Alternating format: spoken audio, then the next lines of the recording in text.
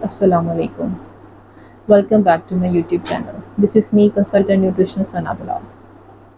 आज हम जिस टॉपिक के ऊपर बात करने वाले हैं वो है बेसिकली कि हम लोग अपने बच्चों को किस तरीके से पॉटी की ट्रेनिंग दे सकते हैं। क्या राइट टाइम है, किस एज में हमें अपने बच्चों को इसके लिए ट्रेन करना चाहिए, कौन कौन सी मुश्किलात आती हैं इसमें, उसके बारे में बात करेंगे। मैं पर्सनली अपने एक्सपीरियंस से भी शेयर करूँगी कि मुझे कौन कौन सी मुश्किलात से गुजरना पड़ा या मैंने किस तरह से अपने बेटे को पॉटी के लिए ट्रेन किया। ख़ुसूसन मदर्स को इस चीज़ की ज़्यादा टेंशन होती है कि हमारा बेबी जो है वो जल्द से जल्द इस चीज़ के लिए ट्रेन हो जाए। बाकी बच्चों को देखते हुए अगर कोई और घर में बच्चा मौजूद हो तो उसका भी एक प्रेशर होता है कि वो ट्रेन हो गया, वो नहीं ट्रेन हुआ, इस चीज़ का भी एक प्रेशर होता है। तो आपने पहले तो रिलैक्स रहना है।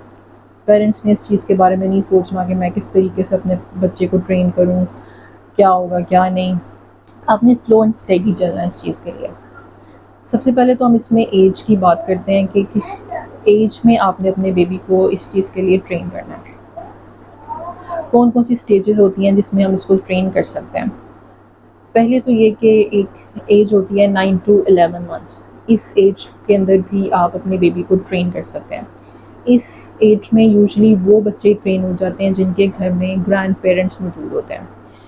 जैसे कि पहले ज़माने में आप लोग जानते हैं कि डायपर्स नहीं होते थे, तो उस ज़माने में जो पेरेंट्स थे वो अपने बच्चों को बहुत जल्दी इस चीज़ की ट्रेनिंग दे लेते थे। लेकिन आजकल ये चीज़ थोड़ी सी मुश्किल हो गई है क्योंकि ऑब्वियसली बात है कि आपकी और तरह का रूटीन होती है, आपने बच्चों को भी संभालना होता है, घर के काम भी होते हैं, जॉब वगैरह भी होती है साथ में, तो ये चीज़ें उस तरीके से मैनेज करना थोड़ी मुश्किल होती है। फिर ऊपर से एक डायपर्स की भी फैसिलिटी आ गई है तो जिसकी वजह से मदर्स जो हैं वो इस चीज़ को थोड़ा सा इग्नोर कर जाती हैं। दूसरा फेज़ आ जाता है 1.5 ईयर्स से लेके तकरीबन 3 ईयर्स तक। नॉर्मली ये एज हर बुक में मेंशन है कि इस एज में आप बच्चे को ट्रेन करें या ट्रेन करना चाहिए। कुछ बच्चे जो होते हैं वो थोड़ा सा टाइम लगाते हैं इसको ट्रेन होने में, तो वो तकरीबन 4 साल की उम्र तक भी ट्रेनिंग लेते रहते हैं। 3 टाइप्स आ जाती हैं किस तरह से बच्चे इसमें ट्रेन होते हैं। एक वो बच्चे होते हैं जो कि खुद ब खुद ट्रेन हो जाते हैं। पहली कैटेगरी उनकी होती है जो कि अपने घर में एडल्ट्स को देखते हैं, बड़ों को देखते हैं और उनको देखते हुए वो खुद ही पॉटी के लिए ट्रेन होना शुरू हो जाते हैं।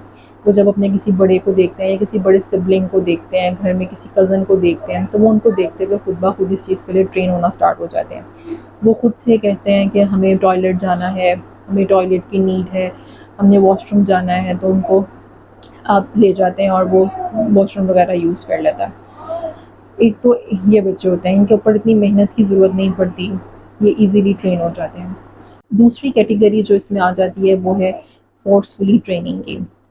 फोर्सफुली ट्रेनिंग में ये होता है कि हम बच्चे को खुद ज़बरदस्ती इस चीज़ के लिए ट्रेन कर रहे होते हैं कि चलो वॉशरूम चलो, यहाँ बैठ के यूरिन करो, यहाँ नहीं करना, बेड पे नहीं करना, सोफास पे नहीं करना। और यूजुअली इन चीज़ों की वजह से जो मदर्स होती हैं वो बच्चों की पिटाई भी कर देती हैं। तो पहले तो ये कि आपने इस चीज़ में बिल्कुल काम डाउन रहना है, आपने अपने बच्चे की पिटाई-शिटाई इन बातों के ऊपर नहीं करनी, क्योंकि उसको तो बचा नहीं, उसका तो ट्रेनिंग का फ़ेज़ है, उसको तो इन चीज़ों का आइडिया भी नहीं है, तो आपने इस बात के ऊपर उसको कुछ नहीं करना। उसके लिए ये है कि आप आजकल वाटर प्रूफ बेडशीट्स मिलती हैं, कवर्स मिलते हैं, आप वो लें और अपने घर में हर जगह पर वो यूज़ करें ताकि आपके मैट्रेसेस वगैरह गंदे ना हों। दूसरा ये कि जब आप इस फेज़ में आएँ, आप उसको ट्रेन कर रहे हैं, तो आप उसको फेजेस वाइज़ लेकर चलें।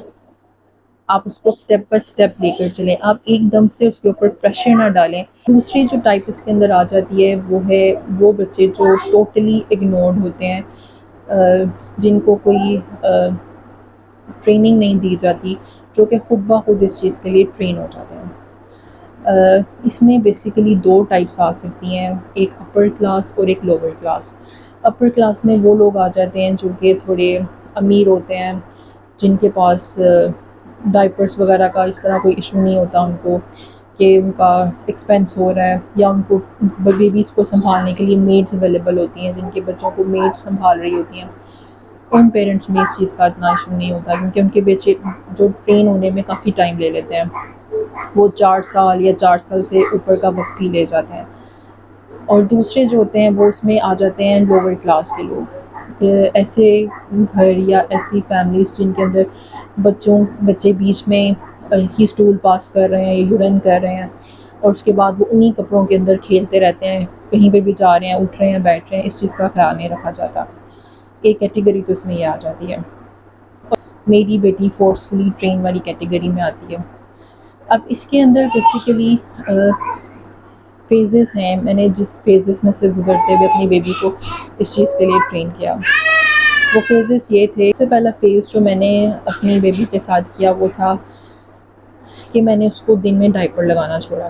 मैं सुबह उठती थी तो उठने के बाद मैं उसको डायपर उतार देती थी और उसके बाद उसको ओपनली ऐसे छोड़ देती थी कि बस ठीक है, जब तुम्हें यूरिन आएगा, तुमने वॉशरूम जाना होगा, पी आएगी, पू आएगा, तुमने मुझे बताना है, you have to tell me.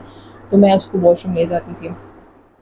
Starting में उसने मुझे नहीं बताया, उसने मुझे नहीं बताना और उसने बीच में ही कर देना, बीच में स्टूल पास कर देना, बीच में ही उसने पी भी कर देनी। इस तरह से टाइम गुजरता गया। मैंने एक दफ़ा उसको समझाया, 2 दफ़ा समझाया। शुरू में उसने काफ़ी बार इस तरह से किया, लेकिन it was not a problem for me, क्योंकि मैंने अपने बेड्स वगैरह कवर रखे हुए थे। मैं उसको बेड पे जाने नहीं देती थी। मैं उसको ज़मीन पे मैं जौन सा उसका प्ले टाइम होता था, मैं उसको उसके प्ले टाइम के अंदर ज़मीन पर बिठा देती थी और वो ज़मीन के ऊपर ही जो भी करती थी वहीं पे कर रही थी। 3 आवर्स के अलावा मुझे उसके पैटर्न का आइडिया होना शुरू हो गया था कि ये कितने टाइम के बाद यूरिन कर रही है। अब जैसे मैं सुबह के टाइम अगर उसका डायपर उतार दिए तो मॉर्निंग में उठते ही मैं सबसे पहले उसको टॉयलेट लेकर जाती थी। उसके बाद मैं उसको हर आधे घंटे बाद, पौने घंटे के बाद मैं उसको वॉशरूम लेकर जाती थी। एक दफ़ा लास्ट में बिठाती थी कि बैठो, करो, आया तो करो, नहीं आया तो इट्स ओके। मैं उसको बार बार लेकर जाती थी। थोड़ी सी मेहनत करनी पड़ती थी, लेकिन यह कि आहिस्ता आहिस्ता वक्त के साथ साथ उसको पता चलना शुरू हो गया कि मैंने वॉशरूम जाना है, मैंने वॉशरूम कैसे बैठना है और मैंने किस तरीके से वॉशरूम को यूज़ करना है। तो मुझे इस चीज़ में थोड़ी सी हेल्प। इन जो फेज़ मैंने अपनी बेटी को ट्रेन करने के लिए यूज़ किया था वो ये था कि मैं उसको पूरा दिन डायपर फ्री रखती थी। मैंने उसको पूरा दिन डायपर ना लगाना। पहले तो मैंने स्पेसिफिक कुछ आवर्स रखे थे। मैं दोपहर में उसके सोने से पहले तक उसको डायपर फ्री छोड़ती थी। उसके बाद मैंने उसको पूरा दिन डायपर फ्री छोड़ना शुरू कर दिया, यानी कि उसकी नैप टाइम से पहले मॉर्निंग में और उसके बाद नैप टाइम के बाद फिर उस टाइम पे भी मैं उसको डायपर फ्री छोड़ना शुरू कर दिया था। उसमें भी ये हुआ कि मुझे थोड़ी सी मुश्किल हुई, मुझे उसको बार बार वॉशरूम लेकर जाना पड़ता था। फिर आहिस्ता आहिस्ता उसने मुझे खुद ब खुद बताना शुरू कर दिया कि मामा मुझे वॉशरूम जाना है, मामा मुझे पीछे आई है, मामा I need to use washroom. आहिस्ता आहिस्ता उसने खुद ब खुद बताना शुरू कर दिया और मैं उसको वॉशरूम ले जाती थी। और जो फेज़ था वो ये था कि मैंने उसको दोपहर के टाइम में भी नैप जिस वक़्त वो लेती थी, मैं उस टाइम में भी उसको डायपर फ्री सुलाती थी। मैंने उसको डायपर फ्री सुलाना शुरू किया। उसमें इतनी अल्लाह का शुक्र है कि उसमें इतनी कैपेबिलिटी थी कि वो जिस टाइम पे सोती थी उसने कभी भी उस टाइम पे यूरिन नहीं पास किया। वो उस टाइम में मतलब मैं उसको सोने से पहले एक दफ़ा टॉयलेट यूज़ करवाती थी, उसके बाद उसको सुला देती थी और 2 घंटे तक वो आराम से सोई रहती थी। और जब वो सो के उठती थी फिर एक दफ़ा फिर मैं उसको उठते साथ ही टॉयलेट यूज़ करवा देती थी। इस तरह से वो दोपहर के टाइम में भी डायपर फ्री रहना शुरू हो गए। फोर्थ फेज़ जो मुझे थोड़ा सा मुश्किल रहा उसके लिए वो था कि जब वो पॉटी करती थी तो पॉटी करने में के टाइम पे उसको ये होता था कि मुझे डायपर लगा दिया जाए, मुझे डायपर लगा दिया जाए, मैंने डायपर के बगैर नहीं करना स्टूल पास। वो स्टूल डायपर के अंदर ही पास करती थी। उसके लिए मुझे काफ़ी मेहनत करनी पड़ी। मैंने उसको इवन जो पॉटी सीट्स होती हैं मैंने उसको वो भी ला के दिया कि उस पर ट्रेनिंग लो, लेकिन उसने उसमें भी ट्रेनिंग नहीं ली। उसके बाद मैंने उसको फ्लश पे बिठाना शुरू किया, इंडियन टॉयलेट सीट्स होती हैं, उसने उसको भी यूज़ करने से इनकार किया। उसके बाद मैंने उसको कम्बोर्ड्स पे भी बिठाना शुरू किया, वो उसको भी इग्नोर करती थी। आहिस्ता आहिस्ता मैंने उसको सिर्फ जो पॉटी करनी होती थी, सिर्फ या स्टूल पास करना होता था, मैं सिर्फ उस आवर के अंदर उसको पैम्पर लगाती थी, उसके अलावा नहीं। फिर आहिस्ता आहिस्ता मैंने उसको जिस टाइम पे उसने स्टूल पास करना होता था मैं उस टाइम पे भी उसको डायपर फ्री करती थी। अगर उसने स्टूल पास करना मुझे उसको देख के पता चल जाता था कि ये इसकी पॉटी का टाइम है या इसके स्टूल का टाइम है, इसने स्टूल पास करना है। स्टार्टिंग में उसने मुझे इतना तंग किया कि उसने 2-2, 3-3 दिन तक उसने स्टूल ना पास करना है। लेकिन मुझे यहाँ पे थोड़ा सा स्ट्रिक्ट होना पड़ा था उसके साथ कि ठीक है, अगर ये नहीं कर रही तो इट्स ओके, मुझे इसका कोई नुकसान नहीं है, इवन उसको भी नहीं, क्योंकि वो खा पी ठीक रही थी, सब कुछ ठीक कर रही थी, तो मुझे उस चीज़ का इतना मसला नहीं हुआ, क्योंकि मुझे पता था कि वो सिर्फ इस वजह से नहीं कर रही कि उसको वॉशरूम ना यूज़ करना पड़े। 2 दिन 3 दिन उसने इस तरह से किया, लेकिन आहिस्ता आहिस्ता उसको पता चल गया कि नहीं मामा, अब मुझे वॉशरूम नहीं, डाइप पैम्पर नहीं लगा रही, मुझे उन्होंने वॉशरूम में ही करवाना है, तो मुझे वॉशरूम ही यूज़ करना है। तो यहाँ से इस तरीके से उसने वॉशरूम यूज़ करना शुरू कर दिया। तो एक चीज़ जो थी वो थी नाइट में किस तरीके से बेबी को डायपर फ्री छोड़ा जाए। उसके लिए ये है कि आप अपने बच्चों को कोशिश करें कि जो उनका रात का डिनर का टाइम है, वो अपने डिनर के साथ जितना भी पानी कंज्यूम करना चाहते हैं वो उस टाइम पे करें। उसके बाद वो पानी का इस्तेमाल ना करें, या पानी का इस्तेमाल बहुत कम करें, ताकि सोने से पहले उनको जो 1-2 दफ़ा उन्होंने वॉशरूम जाना है वो वहाँ से फ्री हो जाए। अक्सर बच्चे जो हैं वो सोने से पहले गर्म दूध का इस्तेमाल करते हैं, तो गर्म दूध जो है वो बेसिकली एक डायूरेटिक है, यानी कि वो आपकी बॉडी में से जो फ्लूइड्स होते हैं वो उसको निकालता है, बच्चे को उसके बाद यूरिन ज़्यादा आता है। तो आप कोशिश करें कि बच्चे को उस टाइम पे दूध ना दें। आप उसको दूध जो है वो उसके खाने के साथ दें, या उसका टाइम थोड़ा सा चेंज कर दें, उसके सोने से 1-2 घंटे पहले का टाइम रख दें, वो सोने से 2 घंटे पहले अपना दूध शुद्ध लेके फारिग हो जाए। इसके अलावा ये कि जब बच्चा सो जाए तो आप उसके थोड़े से पैटर्न को नोट करें कि अगर वो उसके बावजूद भी सोए हुए पी पास कर रहा है, तो आप उसके टाइम को नोट करें कि वो अगर उसने दूध लिया है और दूध लेने के इतनी इतनी देर के बाद वो यूरिन पास कर रहा है, तो आप उस हिसाब से उस पैटर्न में उसको उठा के तो आप उसको वॉशरूम लेकर जा सकते हैं। इस तरह से आहिस्ता आहिस्ता विद टाइम, वो शुरू में कुछ दिन लेगा, विद टाइम वो रात के लिए भी ट्रेन होना शुरू हो जाएगा।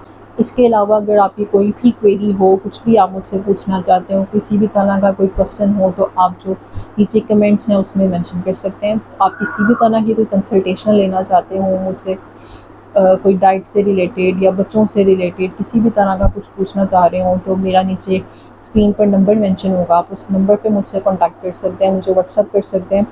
I will be available. Do like and subscribe my channel, ताकि मेरी आने वाली जितनी भी अपकमिंग वीडियोज़ हैं वो आपको मिल सके।